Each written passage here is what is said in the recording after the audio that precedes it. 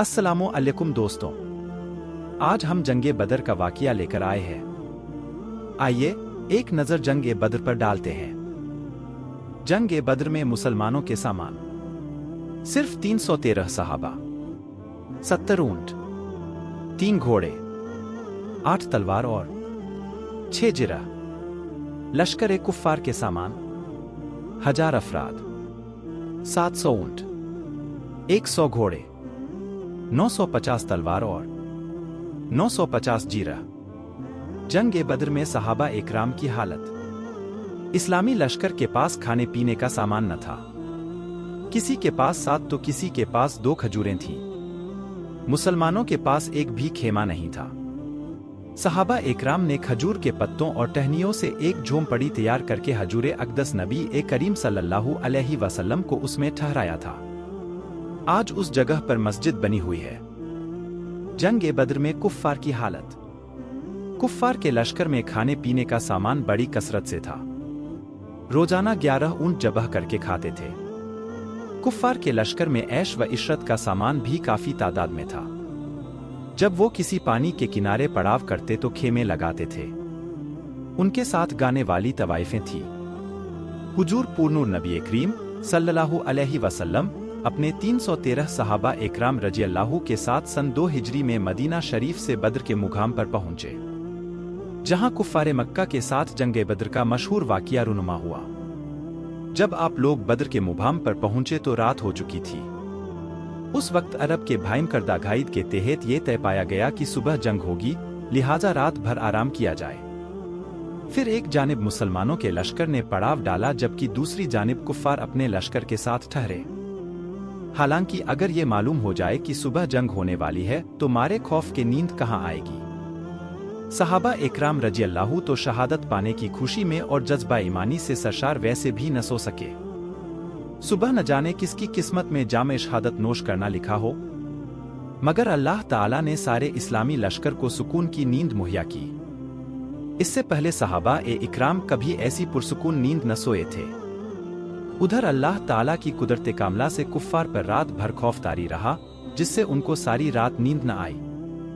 फिर अल्लाह ताला ने मुसलमानों के दिलों में कुफ्फार के लश्कर को इंतहाई कम कर दिया, जबकि कुफ्फार के दिलों में ये खौफ डाल दिया जैसे वो 313 न हो बल्कि 1000 हो। सुबह हुई।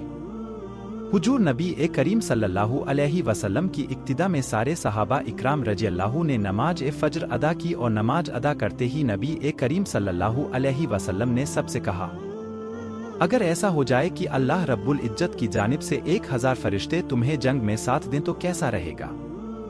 यह सुनकर सहाबा इकराम मारे खुशी के झूम उठे। रसूलुल्लाह सल्लल्लाहु अलैहि वसल्लम ने फिर से फरमाया, अगर 3000 फरिश्ते आ जाएं तो कैसा रहेगा। एक बार फिर सहाबा खुशी से झूम गए। फिर आखिर में रसूलुल्लाह सल्लल्लाहु अलैहि वसल्लम ने फरमाया कि अगर 5000 फरिश्ते आ जाए तो कैसा रहेगा। इतना सुनना था कि सहाबा इकराम बहुत खुश हुए और कहने लगे कि अगर ऐसा हो गया तो हम कुफ्फार पर बड़ी आसानी से धलबा पा जाएंगे। कुर्बान जाइए सरकारे दो आलम हजरत मोहम्मद मुस्तफ़ा सल्लल्लाहु अलैहि वसल्लम पर कि उस वक्त अल्लाह रब्बुल इज्जत ने फरिश्ते भेजने का इरादा नहीं फरमाया था, लेकिन जब हुजूर नबी करीम सल्लल्लाहु अलैहि वसल्लम ने फरमा दिया तो अल्लाह ताला ने अपने हबीब के लिए फरिश्तों की फौज भेज दी। फरिश्तों की तादाद को लेकर अलग अलग बयान भी जारी किए गए हैं और कई अलग तादाद का जिक्र भी किया जाता रहा है। खैर, इधर जब जंग शुरू हुई तो अल्लाह ताला ने फरिश्तों को हुक्म दिया कि जाओ और असहाब बद्र के साथ जंग में कुफ्फार से लड़ो और ऐसे जाना कि तुम्हारे हाथों में तीर और तलवार हो, जंगी लिबास में जाना। अल्लाह ताला का हुक्म पाते ही फरिश्तों की जमात सरदार मलाइका हजरत जिब्रिल अलैहिस्सलाम की क़ियादत में असहाब बद्र के साथ कुफ्फार से जंग करने के लिए आ गए और ये जंग मुसलमानों ने फरिश्तों की गैबी मदद से आसानी से जीत ली। इस जंग में कुफ्फार के कई सरदार मारे गए, जिससे उनके लश्कर की कमर टूट गई और बहुत से कुफ्फार को कैदी बना लिया गया। फिर जब कैदियों को सामने लाया गया तो नबी करीम सल्लल्लाहु वसल्लम ने सहाबा इकराम से पूछा कि इनके साथ क्या किया जाए। सब लोगों ने अपनी अपनी राय दी। कुछ ने कहा कि इनको कत्ल कर दिया जाए, जबकि कुछ सहाबा ने कहा कि इनको गुलाम बना लिया जाए, मगर कुर्बान जाऊं रसूलुल्लाह सल्लल्लाहु अलैहि वसल्लम पर। आप सल्लल्लाहु अलैहि वसल्लम ने ये फैसला सुनाया कि उन कैदियों से फायदा हासिल करके उन्हें आज़ाद कर दिया जाए।